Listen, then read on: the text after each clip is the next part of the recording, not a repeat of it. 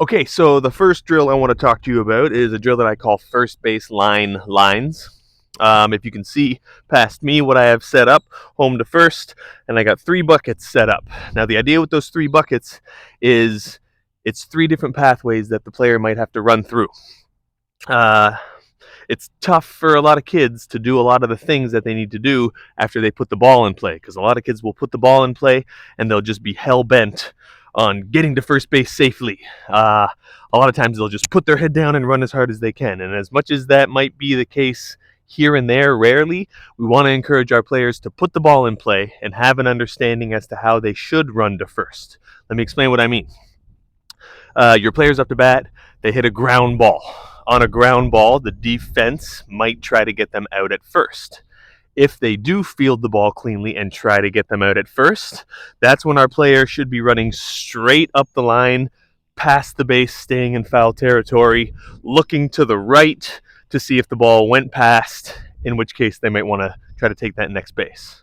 Similarly, ground ball might be put in play, and as the player in the field is trying to collect that baseball, it might sneak through their legs or take a bad hop and sneak off to the side of them, or it might just be a ground ball that goes into a hole for a single. We don't want our player running straight up the line on that one. We want them out of the box, working directly to the base up the line, but as they turn and look to see what's happening in the field, if they see that ball sneak through, we now want them to make a little bit of a turn so they have a better angle to round that base, put a little pressure on the defense to make sure they can bring the ball into second base to stop us from making that next move to second base. So it's not a matter of just putting your head down on a ground ball and running to first base and having no idea what's going on. We got to look up, we got to see what's happening, because if that ball sneaks through, we got to make a little bit of a turn so we can turn out into the field. The third one is on a ball that's not going to be in the infield, and they're definitely not going to make a play at first base.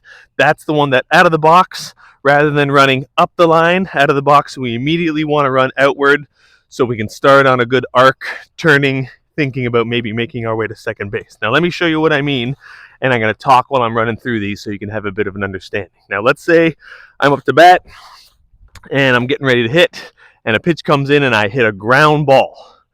As I swing and hit that ground ball, first couple steps out of the box, my head should be down. But as I look up and I see they're making a play on the ground ball, I stay through this path. I hit the front of the base, I break down, and I look to the right to see if the ball got past the first baseman, in which case I might want to turn and go to second. Second scenario, maybe a similar batted ball, another ground ball, but on this one, on my swing, I hit that ground ball, head down. As I'm running to first, I see the ball sneak through. Now I'm going to come a little bit wider so I can hit the inside corner, make my turn out, put a little pressure on the defense. As they funnel the ball back in, I get back to first, and woohoo, I got a single, I'm on base. Or the third one, not a ground ball, maybe a line drive that definitely gets through, a deep fly ball, or just an absolute shot. I'm up to bat, I take a big old swing on a pitch right down the middle, and I absolutely blast one into the outfield. I'm not going to run up the line. I'm immediately going to turn outward. I'm thinking about my arc.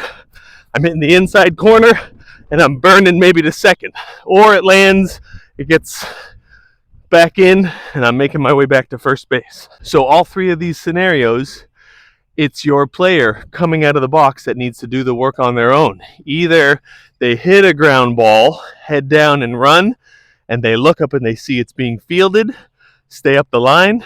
Second scenario, they look up and they see it's not being fielded and the ball's making its way into the outfield. Let's kind of turn so we can have a good arc coming in towards first to put a little pressure and maybe take second. Or it's that one that definitely gets through, goes into the outfield. We're immediately coming out of the box wide so we can hit that inside corner and start thinking about second, third, or even a dinger.